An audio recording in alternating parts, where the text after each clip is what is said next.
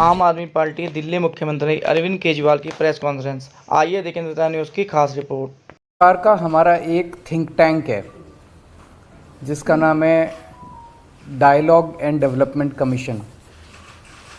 ये एक नया प्रयोग हमने अपनी सरकार में किया था।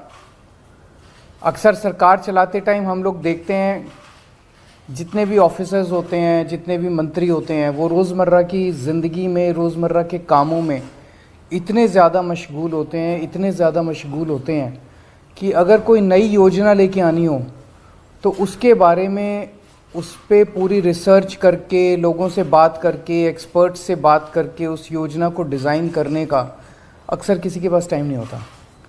इसी वजह से अधकच्ची योजनाएं बनाई जाती हैं सरकारों में, अधकच्ची योजनाएं लागू करते हैं और फिर वो योजनाएं फेल हो जाती हैं। उस कमी को पूरा करने के लिए हमने ये एक्सपेरिमेंट शुरू किया था।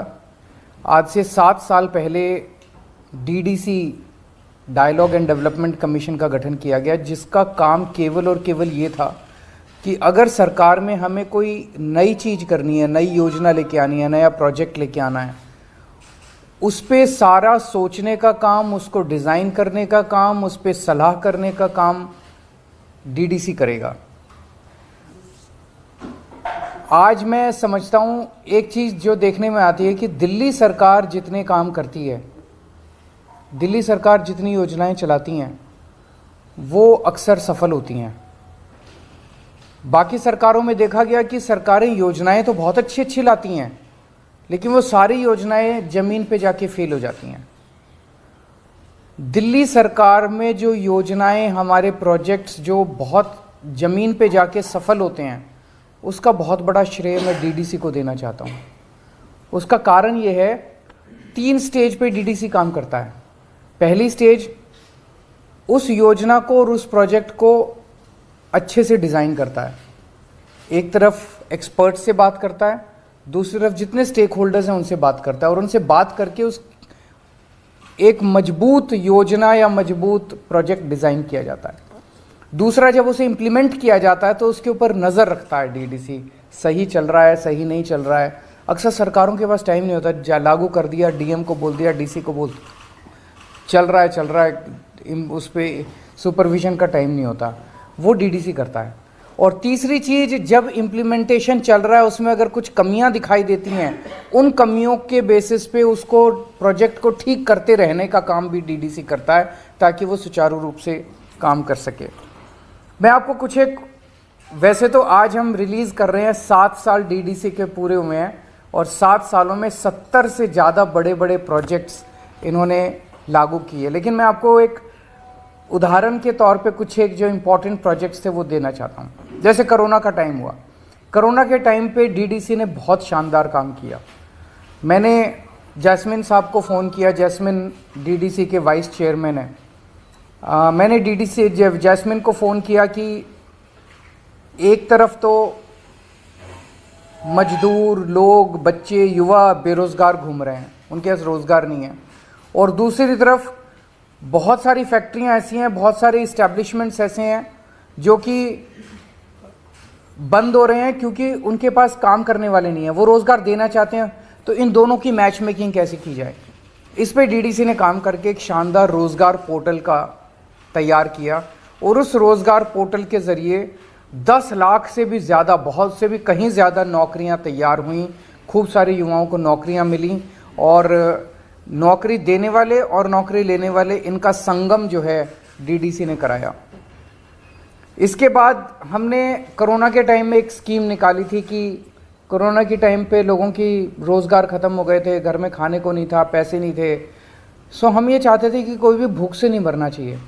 तो एक तरफ वो लोग थे जिनको राशन मिल रहा था राशन की दुकानों पे, एक तरफ वो लोग थे जिनके पास राशन कार्ड नहीं था लेकिन गरीब थे, उन तक राशन पहुंचाने के लिए फ्री राशन देने की हमने योजना बनाई। अब इसमें बहुत चैलेंजेस थे।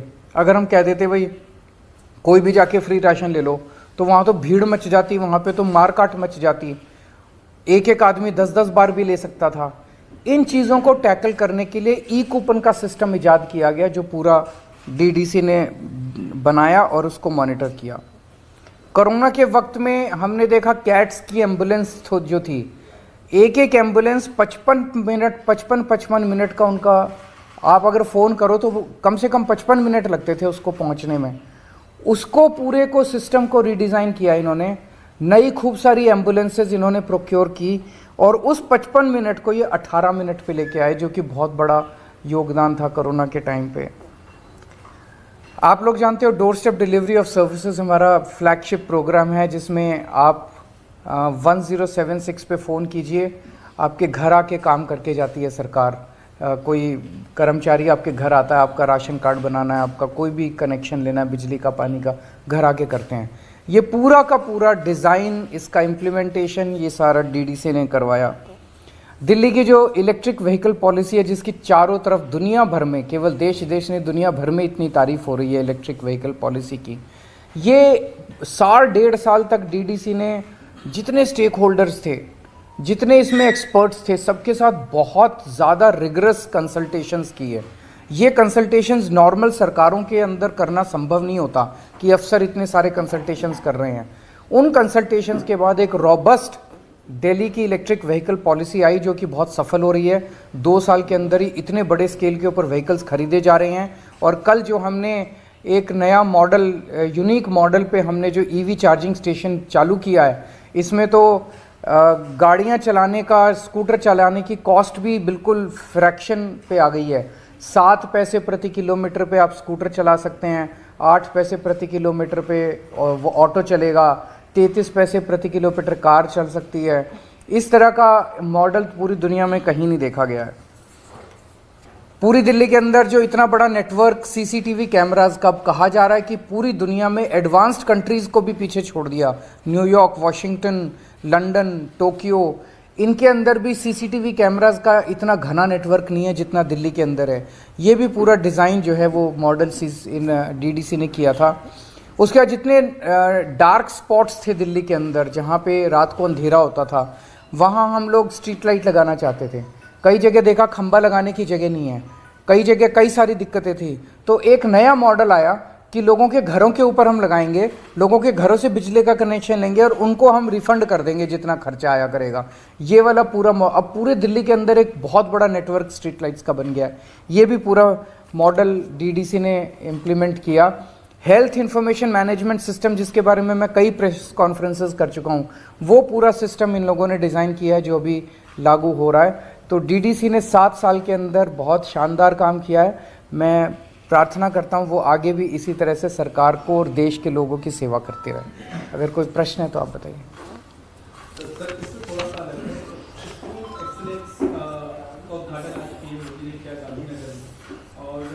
राजनीति होती है, ये इस पर आप सवाल खड़े करते आए हैं, उसकी इधर एजुकेशन को लेकर जो पॉलिटिक्स होती है, एजुकेशन को लेकर जो चीज़ें देखने के लिए, इस पर आप क्या कहना चाहेंगे?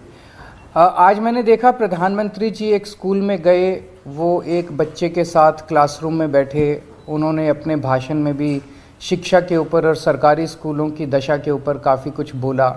मैं बेहद प्रसन्न हूँ कि 75 साल के बाद ही सही, लेकिन सरकारी स्कूलों के, देश के सरकारी स्कूलों की हालत और गरीबों की शिक्षा जो है वो मेन स्ट्रीम राजनीति के अंदर चर्चा का विषय बनी है। मैं आम आदमी पार्टी की ये सबसे बड़ी अभी तक की उपलब्धि मानता हूँ कि आम आदमी पार्टी ने सारी पार्टियों को, सारे नेताओं को शिक्षा और स्कूल के ऊपर बात करने के लिए मजबूर किया है। 27 साल से भाजपा का शासन है गुजरात में, 27 साल से भाजपा सरकारी स्कूल ठीक नहीं कर पाई। दिल्ली के अंदर हमने मात्र 5 साल के अंदर सरकारी स्कूलों को शानदार बना दिया। तो हमें करना आता है और हम भी इसी देश के लोग हैं। तो आज मैं समझता हूं कि प्रधानमंत्री जी ने जो शिक्षा में इंटरेस्ट दिखाया, मैं उनसे हाथ जोड़ के निवेदन करना चाहता हूं कि सर, हमें स्कूल ठीक करने आते हैं, हमारे उपयोग कीजिए। हम अपने आप को ऑफ़र कर रहे हैं। पूरे देश के सारे स्कूलों को, 10 लाख सरकारी स्कूल हैं पूरे देश में, सारे स्कूलों को मात्र 5 साल के अंदर ठीक किया जा सकता है। हम अलग अलग पार्टियों से हैं, अलग अलग हमारी विचारधारा है, लेकिन हम एक ही देश के लोग हैं। तो मैं उनसे निवेदन करता हूं, हम आपको ऑफ़र कर रहे हैं, आप हमारा उपयोग कीजिए और मिलके देश के लिए, एक साथ मिलके हम देश के सारे सरकारी स्कूलों को ठीक करते हैं। दो सवाल है आपसे। सवाल तो प्रेस कॉन्फ्रेंस से जुड़ा हुआ है कि आपने काम की तारीफ करी और खुद जैस्मिन शाह की काम की तारीफ करी आपने, लेकिन अभी कुछ दिन वो बीते हैं उसी का जिसको आप लव लेटर कहते हैं उसी तरीके की एक इंक्वायरी जो है वो ऑर्डर की गई, उस लेटर लिखकर जैस्मिन शाह के पूरे काम को वो मुझे लगता है कि गलत है, क्योंकि वो उन जुरिस्डिक्शन नहीं है एलजी साहब का। इनका जो अपॉइंटमेंट है वो कैबिनेट ने किया था। सो इनसे इस किस्म के प्रश्न पूछने का अधिकार केवल कैबिनेट को है। सर एक और सवाल है, अगर आपने आवेदन किया हो तो यूसीसी का उसमें हलफनामा दायर किया है सेंटर ने, यूसीसी सिविल कोड वाले मामले में। अच्छा, मुझे आइडिया नहीं है। सर गुजरात में जिस तरीके से आप कह रहे हैं कि अब शिक्षा की भी बात हो रही है, जो आप चाहते हो रहे हैं, लेकिन मनीष सिसोदिया वाला मुद्दा भी खूब बीजेपी वहाँ पर उठा रही है। वो कह रही है कि भ्रष्टाचार का मुद्दा दिल्ली में चल रहा है, लेकिन उसकी बात यहाँ पर हो रही है। तो उसको कैसे आप लोग रिलेट कर रहे हैं? ये बीजेपी का दावा है। तो ऊपर से ये भी कहा जा रहा है कि भगत सिंह के नाम को भी आप इस तरीके से इस्तेमाल कर रहे हैं, वो भी गलत तरीका है। इस पर कांग्रेस बीजेपी दोनों ही आरोप लगा रही है। देखो, अंग्रेजों ने देश के ऊपर राज किया इतने साल। वो हमारे देश को अनपढ़ रखना चाहते थे, वो हमारे देश को गरीब रखना चाहते थे, वो हमारे देश को कैद करके गुलामी में रखना चाहते थे। उस वक्त भगत सिंह ने आवाज़ उठाई थी अंग्रेज़ों के अत्याचार के खिलाफ, और उसमें उन्होंने अपना सर्वस्व कुर्बान कर दिया और वो फांसी पे चढ़ गए। हम लोग भगत सिंह के अनुयायी हैं और भगत सिंह के जीवन से प्रेरणा लेते हैं। आज जिस तरह की राजनीति हो गई है, ये लोग जानबूझ के, जितने भ्रष्टाचारी हैं, जितने चोर उचंके लफंगे गुंडे बलात्कारी हैं,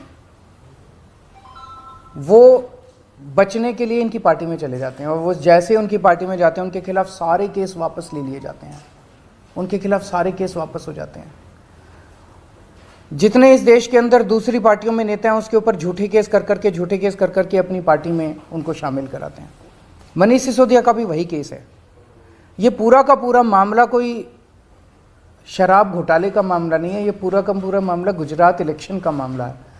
मनीष जी को कई बार प्रेशराइज किया गया है कि वो अपनी पार्टी छोड़ के, आम आदमी पार्टी छोड़ के उनकी पार्टी में शामिल हो जाएं, तो उनके ऊपर सारे केस वापस ले लिए जाएंगे, उनको दिल्ली का सीएम बना दिया जाएगा, केजरीवाल सरकार को गिरा दिया जाएगा। इसलिए ये सारा काम चल रहा है। अगर मनीष सिसोदिया ने कुछ गड़बड़ की है तो उनके यहाँ रेड में कुछ क्यों नहीं निकला? उनके यहाँ इतनी रेड हो गई, 14 घंटे रेड चली, 9 घंटे उस दिन इन्होंने परसों इंटेरोगेशन किया, 13 घंटे पहले उनके घर में उन्होंने इंटेरोगेशन किया था, उसमें कुछ नहीं निकला, बैंक लॉकर में कुछ नहीं निकला। फिर ये सीबीआई वाले उनके गांव गए, गांव में पता किया भाई कोई ज़मीन खरीदी हो मनीष सिसोदिया ने, वो कुछ नहीं। उसके पल्ले फक्कड़ आदमी है, उसके पल्ले धेला है नहीं, कह रहे हैं इतना बड़ा घोटाला किया, घोटाले का पैसा कहाँ है? तो सब कुछ फर्जी है, सब कुछ फर्जी है। केवल और केवल प्रेशर बनाने के लिए मनीष सिसोदिया को, उसको कहा जा रहा है कि देखो सतिंदर जैन पे भी तो कोई केस नहीं है, वो भी तो झूठा केस है, उस पर 6 महीने हो गए जेल में। तो मनीष सिसोदिया जेल जाने से नहीं डरता, सतिंदर जैन जेल जाने से नहीं डरते, इसलिए हम कहते हैं कि ये आज के भगत सिंह हैं। पंजाब में भी वहाँ के राज्यपाल वो भी दखल अंदाजी कर रहे हैं, ये तो सही नहीं है ना, ये तो जनतंत्र के खिलाफ है। राज्यपाल जो है बीसीओ को हटाने की बात, ये पहली बार जनतंत्र के अंदर 70 साल में देखा जा रहा है कि किस तरह से उपराज्यपाल और राज्यपाल के जरिए ये लोग चुनी हुई सरकारों के अंदर इस तरह से, तो जनता चुन के आती है, जनता चाहती है भाई ये आदमी मेरा अनुयायी वो करे, मेरा नेता है और ये हमारा सॉल्व करे। ये उसको साइड करके सरकारों को और राज्यपाल के जरिए सरकारें चलाना चाहते हैं। ये तो जनतंत्र के संविधान के खिलाफ है। साहब आप गुजरात होके आए हैं, अभी किस तरीके की प्रधानमंत्री नरेंद्र मोदी भी लगातार कैंपेन कर रहे हैं और आज भी उन्होंने बहुत सारी घोषणाएं की हैं, उन घोषणाओं को किस तरीके से देखते हैं? क्योंकि पीएनजी, मैं तो देखो बार बार गुजरात के लोगों को एक ही बात बोल रहा हूँ, ये लोग जाते हैं कहते हैं हमने 30,000 करोड़ का पैकेज दिया, 30,000 करोड़ का पैकेज दिया। मेरे पास 30,000 करोड़ का पैकेज नहीं है देने के लिए, पर मैं गुजरात की जनता को इतना कह सकता हूँ कि आपके हर गुजरात के परिवार को, हर गुजरात के घर को महीने में मैं 30,000 रुपये का फ़ायदा जरूर करा दूंगा। इस 30,000 करोड़ का तो जनता को पता नहीं क्या फ़ायदा होगा, ठेकेदारों को खूब फ़ायदा होगा, ठेकेदार ऐश करेंगे, अफसर ऐश करेंगे, मंत्री ऐश करेंगे। 30,000 करोड़, 60,000 करोड़, उससे मंत्रियों को खूब ऐश होती है, ठेकेदारों की ऐश होती है।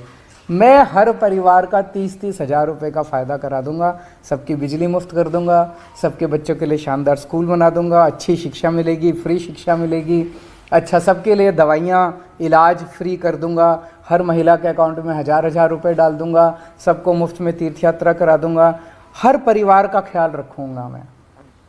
सीएम साहब, आज देश की ग्रैंड ओल्ड पार्टी को नॉन गांधीयन प्रेसिडेंट मिला है, किस तरह से देखते हैं इस घटना? बधाई हो खड़गे साहब को, और मैं उम्मीद करता हूं कि वो अपनी पार्टी को अच्छे से चलाएंगे। सर, वार्डों का परिसीमन हो चुका है, एमसीडी चुनाव नजदीक है, किस तरह से आप देखते हो पार्टी क्या कुछ कह रहा है? आम आदमी पार्टी जीतेगी, भारी बहुमत से जीतेगी।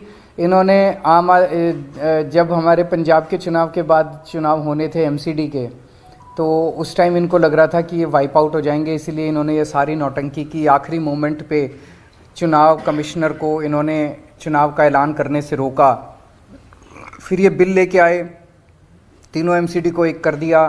अब ये वार्ड परिसीमन जो किया है ये भी बिल्कुल गड़बड़ किया है। बता रहे हैं कि एक वार्ड में 90,000 लोग, एक वार्ड में 30,000 लोग, और पहले जहां बराबर बराबर भी थे वो भी जो मर्जी कर लेंगे, जो मर्जी कर लें।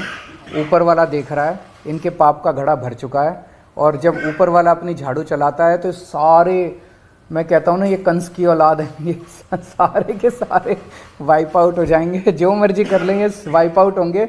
जनता आम आदमी पार्टी का साथ देगी। नए मंत्री को लेकर कुछ चर्चा चल रही थी। हैं? राजकुमार आनंद जी को नया मंत्री, मैंने चिट्ठी भेज दी एलजी साहब को उस बारे में।